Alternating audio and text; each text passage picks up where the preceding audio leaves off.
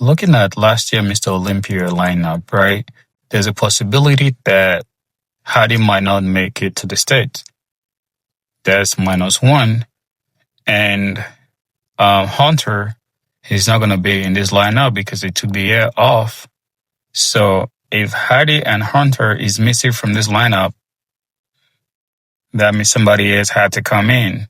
So there will be a possibility of somebody moving up, and someone that was out of top 10 last year will come into that position, right? So looking at this lineup right now, if Hadi is missing because of whatsoever is going on between Iran and the States, so he's not able to make it here. So do we have a battle of 3 or 4 Titans again, whereby it's going to be Samson, Derek,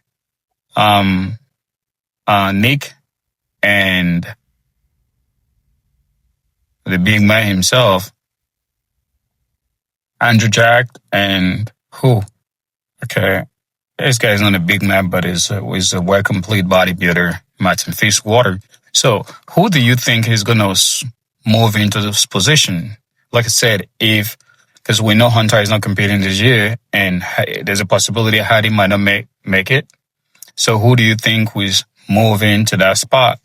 Do you guys think that Samson will be able to retain his title this year? Or do you think that Derek might take the title because Derek beat Samson in Arnold Classic this year? Do you think that Derek have enough in the gas to dethrone Samson this year? So if you think so, let me know in the comment section below. Nick fans, if you think that Nick can win this year, Nick can beat all these guys and be 2025 Mr. Olympia, let me know in the comment section below. But I will never count Nick out. I know Nick don't have, the physique these guys had. When I mean physique, I mean the structure that they have. They're blessed with the genetics they're blessed with. But he's really, really he has pushed his limit, and he has pushed his body to the point whereby anybody slipped by 1 inch, he can come in and take it all. So let me know if you guys think that he has what it takes. And I'm not talking about work ethic and all of that, and structure-wise, everything. If he has what it takes to beat everybody and be 2025 Mr. Olympia. Going to Andrew, what do you guys think about Andrew? Do you guys think that Andrew will surprise us this year by moving up? Andrew fans, let me know what you guys think in the comment section below. For now, I'm not really going to put too much emphasis on Hadi until we heard that, he's in the States. And for some reason, Rafael he's always like almost there. But, I think the highest he's ever placed in Olympia is 7 and 8. I think that's been his highest placing. Maybe him and Chris Cito will, flip things this year and, bring him tighter and bigger. And it can be, a real contender, to that top 5, top 6. So with that being said, folks, let me know what you guys think in the comment section below. And what do you guys think? If it can boil down to these 3 men, Samson, Derek, and Nick, do you guys think that Nick will take it? Or do you guys think Samson will take it? Or do you guys think Derek? I don't know why my mind keep going to Samson. So, Andrew might surprise us. Who knows? One thing about bodybuilding that I've known, it don't count anybody out. Some people will come and shock you, and you'll be amazed, and your jaw will drop. Like, what the heck? I didn't expect that. So with that being said, folks, please don't forget to subscribe. Don't forget to share. Don't forget to comment. So do we get to see this again this year? Do we get to see it? For me, I believe that if Samson is 1% or 2% better condition-wise than last year, he's going to win Mr. Olympia. He's going to retain his title. If he's just 1% better, 2% better than the condition of last year, he's going to retain his title. I don't see, even if Hadi show up. Hadi is not complete. As the bigger Hadi get, the more discrepancy we see in his legs. His leg, one is super massive than the other. And I've been seeing that in forever. I understand as a human being, one part of our body is always bigger than the other, but you try to even it out to a point whereby it's not too glaring to see. He's there, but it's not glaring to see. Everybody has it. But it's just that, when I'm looking at his old updates, one of his legs is significantly bigger than the other. And even if you come to the state, that might cost him. This is Olympia. This is the pinnacle of bodybuilding. It might cost him. So, for me, if I had to bet, I'm not a betting man, but if I have to pick, I think Samson have what it takes to retain his title. He's still the champ. They have to chase him. I think somebody take that title from him. He's still the champ. And I don't know if Derek had enough in the tank to beat him again in Olympia, but we should see. I really, really it's like something that I wish for this and it came to fruition. It came to light because I always say that I would really like to see, a posing routine, whereby, him and, Frank kind of, just show up and pose and stuff like that. But, they kind of take it to the old school style whereby, the ball spin around, you just posing. I think this was a Librata Classic, in Texas. It was, guest posing. This Frank, it was fun. For me, I think I would have really liked the both of them to stand and, just pose. I know they did it at some point, but, they just wanted to bring this old school kind of posing back whereby it spins around. The crowd just, can see everything. You're not you don't have to be turning, left, right, back and forth. But, the little ball just spin around. All you just have to do is to pose. But you have to really have a balance because if you don't have a balance, you fall off of that stuff. So I think it takes a really stability to be able to stay on top of it, and while you're spinning, you're posing. That really show you how classic these guys are when it comes to posing. They really, really a master of their craft. They really prefer their craft to the point whereby they don't shake, they're not shaking. With that being said, don't forget to share, don't forget to subscribe. I think this lineup in Texas Pro is really, really dense. I think this is the most dense lineup I've seen in Texas Pro for, I think, we'll say from the beginning since they started. This is kind of 50-50. For me, there's no clear winner going to this show. If Andrew was here, okay, it's a slam dunk. Everybody should be preparing for second place. But Andrew already qualified early this year in FIBO, so he's already prepping for Olympia. He's not prepping to do Texas. I knew he wasn't going to do Texas when he compete early because that makes sense. You compete early, your body have some room to, relax and your body, before, you go back into it. So getting close to Olympia and competing, I think it kind of put a stress on him. But I really like that early qualification that he got. No, so now going to the Olympia, you see Jordan, Q again, Big Stu, you have Patrick, you have Bruno, and these guys. They're all good, solid guys. I think almost all of them were in the last show, but I don't know who's gonna win. But I think there's a possibility that Q will win because he just lost to Jordan by 1 point. So if he lost to Jordan by 1 point, so he might be able to flip that in Texas and punch his qualification to Olympia because I think he's still young. I think he's a dude that, they really needs to be watched out for. I think in a couple of years, he's got to get dense muscle. His muscle is not dense yet because, I think he's 20 something years old. With time, that muscle is going to get dense and going to get bigger and it's going to be a threat. I think if this guy stay on this trajectory, is healthy and is good, I think in the next 2-3 years, it's going to be in that, I don't say in 2-3 years, it's going to be in that top Olympia. Hey, you might even be saying winning and stuff like that because you has the potential, it has the body, it has the height, it has the structure. And it's just to put everything together, bring the size and condition. That's it. And like I said, he only lost to Jordan by 1 point. And two of them headed back to Texas. So for me, like I said, it could have gone anywhere and I wouldn't have been mad. But, Jordan won, punches ticket to Olympia. So let's see if Q can flip that. And I really want, I think Patrick will do better because in terms of his condition, I think Patrick just get a little bit condition. He'll be right there. Beef Stew, yeah, he has the size, Beef Stew always kind of condition. And And you tell about what's this guy's name? Bruno. Yeah, Bruno is always conditioned. So the lineup is really dense is good. There's no there's no dominant person that's going to do shit like, oh my god, he's gonna win and the rest people is gonna fight for second place. It's still open show. But I think he's always still gonna be between Q and Jordan. Then everybody is fight for whatever. You never know.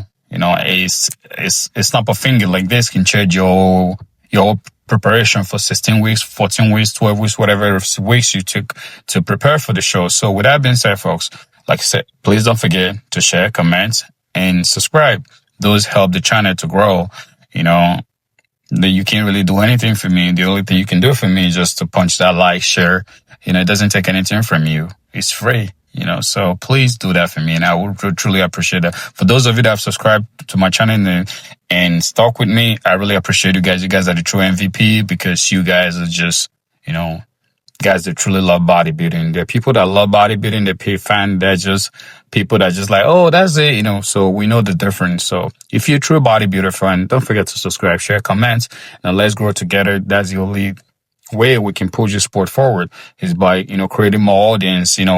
It's not just from one person. Like, you don't see the sky from one space. Everywhere you go, you see it. So it's not one channel that I have to give you all the information. You think, oh, because I already heard it from the channel, so I don't have to subscribe to this person. I don't have to, for me, I listen to almost all the bodybuilding channel. Why? Because, I think my views and my like will help their platform. So if you guys be able to do that for me, I'll appreciate that. If you don't feel like it's okay, I pray you guys have a lovely day, a lovely night, and a lovely day and a lovely morning, whatever time it is on your end. Have a great night or a great day or a great morning, a great evening. I'm out. See you guys in the next one. Peace. Listen to the Vice President Tyler Manuel breaking down Tampa Pro. And it's almost the same analysis that I gave in my previous video when I was breaking down the Tampa Pro, the comparison, the reason why the judges gave it to Jordan. I think Jordan and Quincy have almost the same weakness, which is their back. Jordan back ain't great, and Q back ain't great either.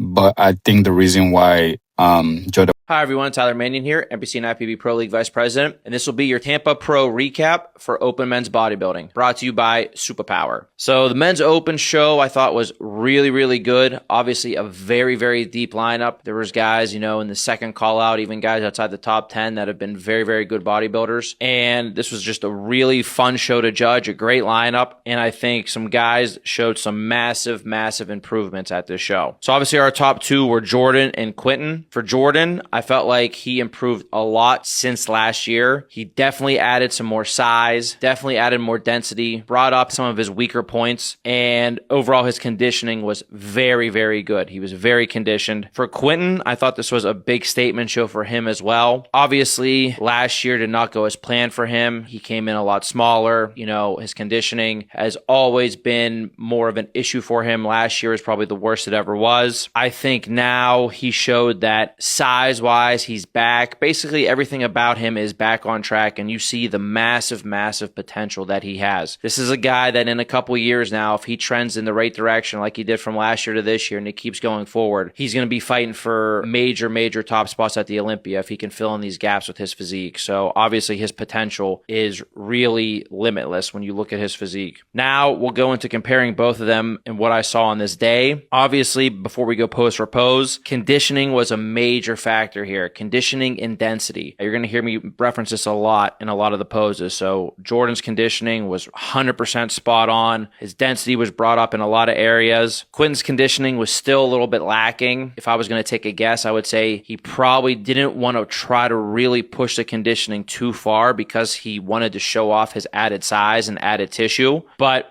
conditioning still criteria bodybuilding, and this is something that, honestly, it wasn't like his conditioning was terrible. I think it was just okay, but it wasn't close enough to being spot on. And this is a guy too where, there's some guys, they don't have to be absolutely peeled to to be able to hang with other guys. Quinton's a guy that doesn't need to be peeled to the bone. He can get by with being very good conditioned, and because of his size and shape and structure, he's going to be able to beat a lot of guys. So we'll go into it. The first pose is the front double bicep pose. Front double bicep for Quinton. Overall, this pose is one of the best in the entire pro league. You see he has everything that you need. Great arms. His taper's amazing. Waist is small. Quads look good from the front. Overall balance is there. The flow of the physique is there. It's just a beautiful pose. For Jordan, it's one of his weaker poses. You can see that he can still use a little bit more width in this pose. His arms definitely came up from last year and previous years, but the arms can still use a little bit more as well. His conditioning was great. His legs, his lower body, very, very good. You see his quads are really good from the front. Great separation throughout his entire physique. It's just when you're standing next to someone like Quinton, it's very hard to go up against, even if the conditioning isn't quite the same. So this was a clear pose for me for Quinton to make it 1-0. The next pose is the front lat spread pose. Here's where you see really the difference in the density shine through. When you look at Jordan, he definitely brought up the thickness to his chest. Also, I said he made improvements to his arms. Also, I think his shoulders as well. They can obviously still be a little bit better, but you still see the conditioning and the detail, the separation and the density from shoulder to shoulder throughout the chest, in the outer arms. His taper actually looks very solid here. He has a pretty solid waistline, so you see nice taper with the lats down into the waistline. You see the separation even through his abdominals. Going to his lower body, his legs and his quads from the front are very, very good. So overall, I actually think this is a very strong pose for Jordan. For Quinton, obviously you see the structure again and the potential in this pose, but you can see he's still a little bit flat through the chest. He needs more chest thickness and chest density. Obviously detail, when you're dense and you're thick with the conditioning, the detail shines through. He doesn't have that yet. And then even though he has good size to his arms and shoulders, wherever you're looking at him from every angle, here it's the outer arms and shoulders, the conditioning and the separation still wasn't there, so you just get a flatness to those as well. Obviously, he has great taper. His waist is super small. And again, his quads from the front are very solid and give good balance to his physique. He's a taller guy. You're comparing him now against Jordan. Look at Jordan's quads. Quinton's overall leg width from the front can still stand to come up a little bit. And I think this is just something that is going to happen as he naturally builds now on what he just presented to us. But this was a clear pose for Jordan to make it 1-1. Next up is the side chest pose. Again, here is where you see conditioning, density, and thickness. Jordan's outer arms and shoulders actually look very solid in this pose with good separation and conditioning. Chest is full. Chest is also dense and conditioned. Side leg, great balance between the quads and the hamstrings. Very good separation and conditioning. Overall balance from top to bottom, very, very strong with very strong conditioning. You can see here with Quinton, he has so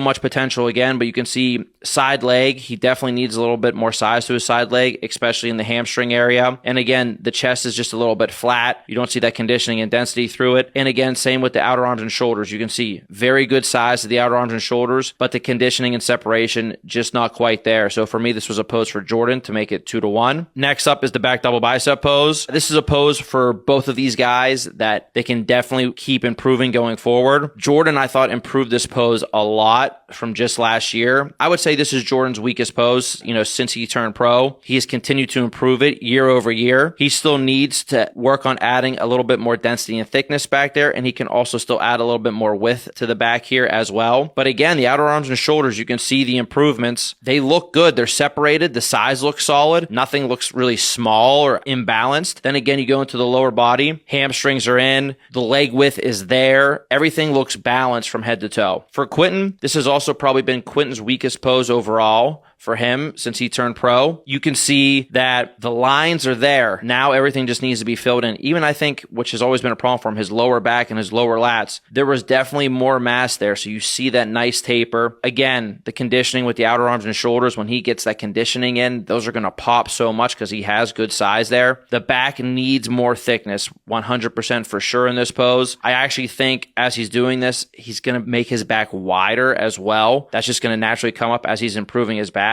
He has the potential to make this a very, very strong pose. Going to the lower body, Quinton has good size, but again, you can see he can use more hamstrings. And again, adding a little bit more leg width to this pose as he's improving his back is going to make this pose really, really complete. We're looking at these two, obviously, but when you're sandwiched in between another guy, Joe, who was third place, who had an insane back double, you can see that these guys still have a lot of room to improve on their physiques, what their back double can look like. But I gave this pose to Jordan pretty clearly as well to now make it it 3 poses to 1. Next up is the back lat spread pose. I think Jordan's improved this pose as well. Obviously, repeating myself a little bit, but want to give props where you see the improvements. He rounds forward just slightly too much where it flattens out his back a little bit. But again, adding some more depth back there is only going to make this pose stronger. Lower body, very, very solid, very complete. Conditioning on point. For Quinton, I think he improved this pose as well. You can see a little bit more depth in that detail. You can see it throughout the traps going all the way down into the lower back. Obviously, I think his width also improved a little bit if you compare this to what he looked like in New York last year where he had lost some size, but still, I think it's an improvement. And again, the lower body, it can still stand to adding a little bit more mass. I also think the way he's posing it, you can see just slightly the left side looks a little bit wider and bigger than his right side. So I think that's just the angle of how he's placing his legs. That can be probably fixed pretty easily. But again, conditioning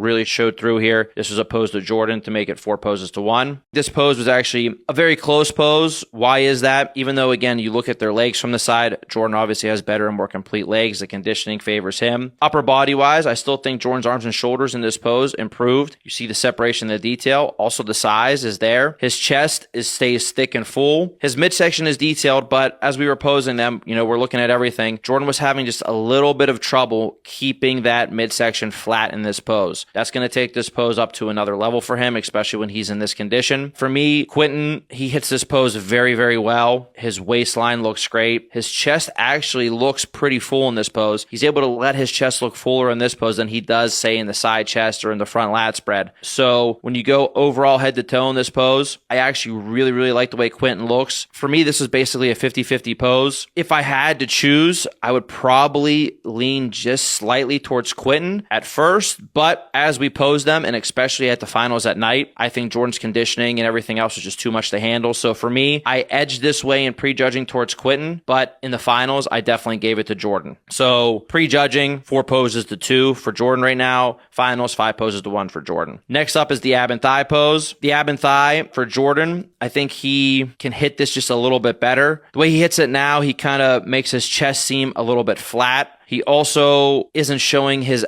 abs, I think, as good as they can possibly be, which I think actually will bring his waistline in a little bit more. He has very good abs. You can see the separation and the outline in all of his front poses, even when he's posing from the side as well. But when he hits this ab and thigh, the abs look a little bit washed out. The chest looks a little bit flat. And obviously his taper doesn't look as good as I think it could be. Quads from the front, very good, like I said before. For Quinton, here you see his overall structure and size. Again, look at the way his chest looks when he hits this pose compared to Jordan, who you see from all angles has a much, much thicker chest. Posing and positioning matters, as you can see. Quinton's chest actually looks fuller here. His taper obviously looks better. His midsection is great. It's small. He has abs. Again, for Quinton, the conditioning can be better, so the abs are more separated and are more detailed and pop more. But quads, lower body, everything looks in balance. For me, even with the conditioning difference, for the reasons I just stated, I gave this pose to Quinton. So it would be 4-3 at prejudging, 5-2 at finals. And then finally is the most muscular pose. The biggest difference here, again, conditioning. They're basically hitting the same pose. Jordan's quads and legs are better from the front. Outer arms and shoulders are showing through that detail and the separation. The chest, the thickness, the density, and also the separation and detail. And obviously now look at how his abs look when he hits this pose. That's what his abs need to look like when he does the ab and thigh. Abs are detailed. Waistline looks great. Frames himself very well. Still looks wide from shoulder to shoulder. Go to Quinton. You just don't see that same detail with the outer arms and shoulders. Again, you see the difference in the chest, the thickness and the density and the detail here. Obviously, he has a great waistline, but look now at the separation and detail of the abs. You see the difference in this pose. So that's how you know Jordan can be hitting the ab and thigh better, because look at that difference in the midsection and how much those abs pop and everything else between Quinton and Jordan here. And again, lower body, Quinton's quads are great. The leg width could still be a little bit better, but overall still, even with his physique, I think he's very balanced. But for the reasons I just stated, I gave this to Jordan. So 6-2 at night, 5-3 in the morning. I thought it was a pretty clear win for Jordan. Almost positive that both these guys are going to Texas this next week. It's going to be very interesting to see if Quinton is able to push the conditioning a good bit further, because obviously, even with the weaknesses that I just stated and the gaps that he has in his physique, his structure and his size can really carry the day for him. And if he is able to push the conditioning to a level that's close to what Jordan is bringing, I think this could be a very, very, very close show between these two this next week. So excited to see that, but also just really excited excited for both of these guys because two guys that are still on the younger side that are clearly making improvements, which is obviously good for the open division. In third place, we had Joseph Palacio. He's a guy that has massively improved. I actually didn't even realize that he competed last year. He did. He did not do very well at the California Pro. I think he brought a very, very impressive physique to the stage, one that really actually surprised me. Obviously for him, his weaknesses is number one, he does have a wide waist. This waistline probably affects him mostly in the front poses. I would say when you're comparing him with the other guys, you see in the front double, the most muscular, ab and thigh and front lat spread. But with the muscularity and the density and the size and the conditioning that he brings, even against the guy who was in fourth, John Jewett, who has a smaller waistline than him, he was able to overcome him and actually beat him in some poses due to all of his strengths that he exhibited. So obviously, number one thing is he can work on trying to bring his waistline in. That's going to change his physique. The more he's able to do that, the better and more aesthetic he's going to look and be able to compare next to these guys that have better structures. The second thing is he can still use more size to his legs, specifically from the front and from the back. Leg width, just overall leg size from the front and the back. When you do this too, when you increase your leg size, you actually see this can help make the illusion of your waist seem a little bit smaller, even if it's exactly the same size. So if he's able to do this from the front and the back, in the back poses, as I'll get to in a second, that's just going to be more icing on the cake. For the front poses, this is going to help him against some of these better guys. The last thing I would say is, as I was posing these guys, we went through a lot of rounds, especially because I felt like first and second were pretty close. You want to make them work for it and earn it. He just needs to do a little bit better of controlling the midsection in the side poses when he's getting tired on stage. So a little bit of a critique there for the posing, but overall I thought his posing was very good. His side poses are very, very strong. You see round, full, big muscle from the side in both side poses. When he was controlling his waist throughout the beginning of the posing, these shots are very, very strong. Then going to the back poses, really, really impressive. His back double bicep has got to be up there for one of the overall best in the league right now. I would love to see it against guys that have really, really good back double bicep poses because I think he would not look out of place at all. His back looked crazy. The amount of density that he brought, even the width that he brought in these poses, I thought was absolutely incredible. Definitely catches your eye when you're looking at him on the stage. And even though I said he could use some more leg width from the back, his leg width from the back is definitely better than his leg width from the front. His hamstrings are detailed. Everything in this pose looks very, very good. So the back double bicep, extremely impressive on him. Obviously, arms and shoulders look great in that too. Then the back lat spread, again, because he has that density and thickness, but also the width and the conditioning that he brought, really, really strong back lat spread. Compared to every single guy on stage, these two poses were the most dominant poses out of any athlete that we had. So really impressed by this guy, and the improvements that he made, if you went back and looked at his physique from just 1 year ago, are absolutely crazy. So really excited to see what he's able to accomplish moving forward. In fourth, we had John Jewett. John's conditioning was good, but he was just a little bit on the flatter side overall, and he's a guy that needs to be totally on and not flat to really make his physique pop. I think his conditioning at the Olympia last year is what kind of conditioning he needs to bring so he's full and he looks perfectly peaked. For him, I think he did a good job of bringing his waistline in even more, but what he needs to work on is still more overall thickness to the chest. He can still use some more thickness and depth to his back, and then in his legs from the front, he can still add a little bit more sweep to the quads. But again, as you saw, he was an Olympian last year. He brought a very good package there. This show was a very deep show and very exciting show when a guy that looks as good as John was in fourth place. So overall, just a great show to judge, and I feel like this is a show that shows the strength of the open division because there's guys that didn't even make the top four that really have very nice physiques, but also very good potential to really make some moves going forward.